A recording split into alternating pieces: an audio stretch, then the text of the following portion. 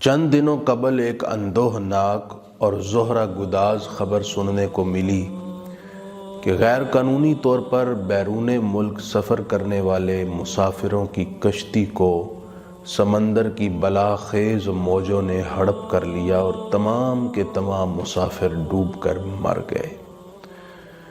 ان میں سے 17 پاکستانی بھی تھے، جن کا تعلق منڈی بہاؤالدین، گجرات اور دیگر علاقوں سے تھا، جنہوں نے کم وقت میں زیادہ کمانے کا سپنا دیکھا تھا یا مجبوریاں ہوں گی۔ خود تو موت کے منہ میں جا کر سمندر کی تہہ میں مچھلیوں کی غذا بن گئے، لیکن ماں باپ کو جیتے جی ہی مار گئے۔ بچوں کے سر سے سایہ اٹھ گیا اور گھر ماتم کدے بن گئے۔ یہ ویڈیوز بھی دیکھنے میں آئیں کہ ایسے غیر قانونی طور پر بیرون ملک جانے والے سرحدوں پر فوجیوں کی گولیوں کا نشانہ بن گئے، یا کنٹینر میں سفر کرتے ہوئے حبس اور گھٹن کی وجہ سے مر گئے، یا سمندر کے بیچ میں فوجیوں کی گولیوں کا نشانہ بنے، یا بعض ایسی ویڈیوز بھی دیکھی گئی فوجیوں نے خود ان کی کشتی کو الٹا دیا اور وہ ڈوب کر مر گئے۔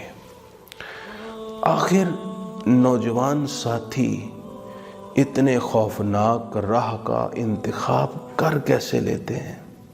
ہمارا مسئلہ یہ ہے کہ ہم نصیب سے زیادہ اور وقت سے پہلے رزق چاہتے ہیں۔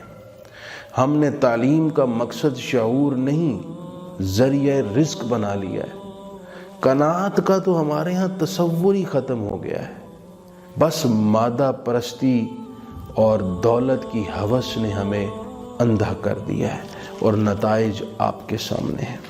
میں آج ان تمام نوجوان ساتھیوں سے گزارش کرنا چاہتا ہوں جنہوں نے غیر قانونی طور پر بیرون ملک جانے کا ارادہ کر رکھا ہے، خدا کا واسطہ اپنے ماں باپ، اپنے بہن بھائی اور بچوں کا ضرور سوچئے گا۔ یہ جو خوفناک انجام ہیں غیر قانونی سفر کرنے والوں کو، ان کو اپنے ذہن میں ضرور رکھیے گا اور اس کی روشنی میں اپنی فکر کو تبدیل کر لیں۔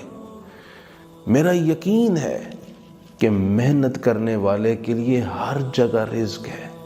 پاکستان کو اللہ تعالیٰ نے خزانوں سے مالا مال کیا ہے، آپ محنت کیجئے اور اس خوفناک راستے کے بارے میں تصور بھی مت کریں۔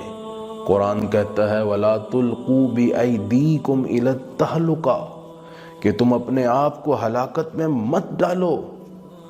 اور ہم تو مسلمان ہیں، ہمارا یہ عقیدہ ہے، جیسا کہ اللہ تعالیٰ نے فرمایا وَمَا مِن دَابَّةٍ إِلَّا عَلَى اللَّهِ رِزْقُهَا کہ ہر ایک کا رزق میرے ذمہ کرم ہے۔